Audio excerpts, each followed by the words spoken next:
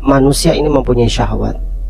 Syahwat ini jika memang ditasarufkan kepada hal yang baik dalam pernikahan, maka sesungguhnya itu menjadi kebaikan juga atau pahala yang begitu luar biasa di sisi Allah Subhanahu wa taala. Namun jika syahwat ini tidak dijaga dengan baik, maka jadilah neraka jahanam yang akan membakar diri manusia di dalamnya. Salah satu wujud dari pada ihsan, sifat-sifat orang-orang bertakwa adalah alladzina hum li furujihim hafidun, mereka yang senantiasa menjaga kemaluannya. Dengan apa kita menjaga kemaluan kita? Tentunya dengan cara yang halal, yaitu dengan pernikahan.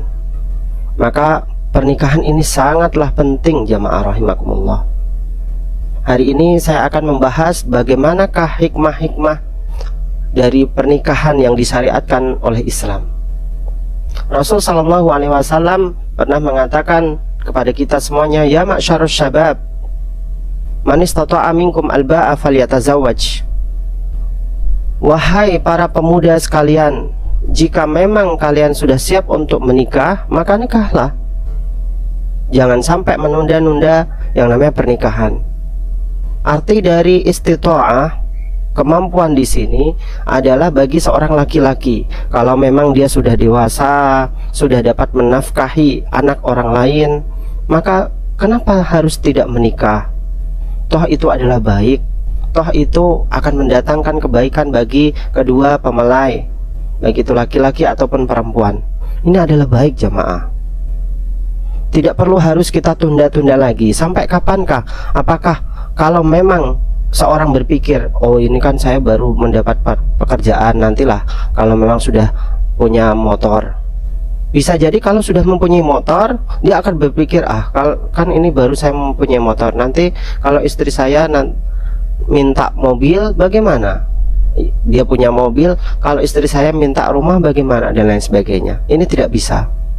Maka yang baik adalah bagaimanakah kita menikah dulu, kita menjaga syahwat kita dulu daripada kita tasarufkan dalam keburukan. Fa'il man istata'a minkum alba'a falyatazawwad wa man lam yastati' fa'alaihi bisawm. Barang siapa yang tidak mampu, maka sebaiknya dia itu berpuasa. Fa'innahu lahu wija', karena sesungguhnya puasa itu mempunyai obat dalam syahwat, akan meredakan yang namanya syahwat manusia. Sekali lagi, orang yang normal mempunyai syahwat, dan laki-laki tentunya diciptakan untuk perempuan, perempuan diciptakan untuk laki-laki. Datang 3 sahabat kepada Rasul sallallahu alaihi wasallam, di antara mereka, wahai Rasul, saya ingin mendekatkan diri kepada Allah Subhanahu wa taala dengan tidak menikah, karena menurut saya pernikahan itu akan mengganggu aktivitas saya sebagai seorang hamba kepada Allah Subhanahu wa taala. Kemudian apa jawab Rasul sallallahu alaihi wasallam? Ya, engkau tahu bahwa saya ini adalah orang yang bertakwa, yang paling bertakwa di antara kalian semuanya.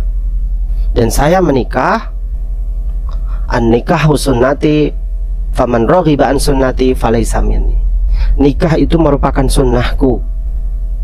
Barang siapa yang tidak suka dengan sunnahku, maka dia bukanlah sebagian dariku. Jamaah rahimakumullah, di sini bisa kita ambil kesimpulan bahwa pernikahan itu merupakan penekanan yang paling dahsyat dari Rasul sallallahu alaihi wasallam, sampai beliau mengatakan jika ada orang tidak menyukai sunnah dalam pernikahan, maka dia bukanlah orang umat Rasul sallallahu alaihi wasallam. Artinya, umat siapakah dia kalau memang bukan umat Rasul sallallahu alaihi wasallam? Apakah mungkin dia akan meminta perlindungan nanti kepada nabi-nabi yang lain? Tidak akan mungkin, jemaah.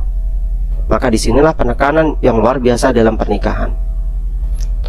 Sehingga dari sini juga pernikahan itu sahnya adalah laki-laki menikah dengan perempuan, perempuan menikah dengan laki-laki, bukanlah satu jenis.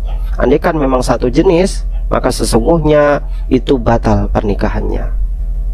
Bagaimanakah mungkin kita dapat keturunan yang baik jika memang satu jenis? Ini selnya tidak akan bertemu, benar-benar salah.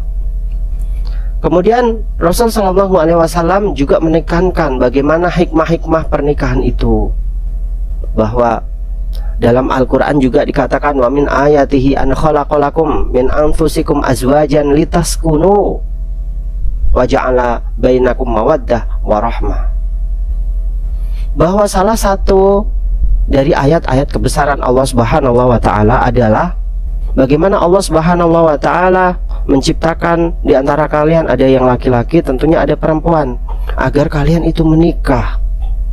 Maka tidak ada kemudian laki-laki menikah dengan laki-laki, ini salah. Perempuan menikah dengan perempuan, LGBT, tidak akan mungkin bisa dapat keturunan. Dan ini terlaknat di mata Allah Subhanahu wa taala. Agar apa? Litaskunu, agar kalian itu setelah menikah nanti akan tentram hatinya.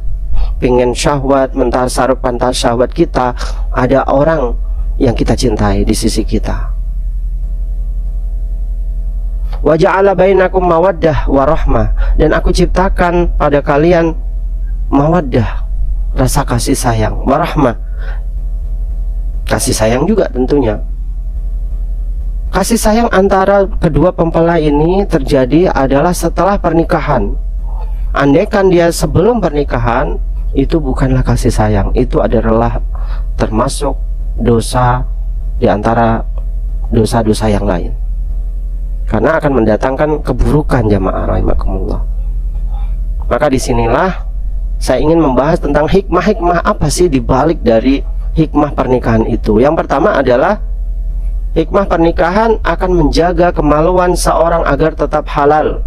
Tadi sudah saya sampaikan ayat-ayatnya, ya, alladzina hum an furujihim hafidun, yaitu orang-orang bertakwa adalah orang-orang yang senantiasa menjaga kemaluannya. Dengan apa menjaganya? Dengan cara yang halal, dengan cara yang baik, dengan cara yang telah disyariatkan oleh Allah Subhanahu wa taala. Bisa kita bayangkan bagaimana seorang yang di luar sana itu, perempuan-perempuan di luar sana sebenarnya adalah haram untuk kita pegang, kita lihat. Itu adalah haram. Tapi kemudian Allah Subhanahu wa taala lewat pernikahan, kita hanya mengatakan untuk laki-laki mengatakan qabiltu nikahaha wa tazwijaha bimahrin madkur halan, saya terima nikahnya perempuan ini, binti ini, dengan mahar yang aku bayar tunai halal.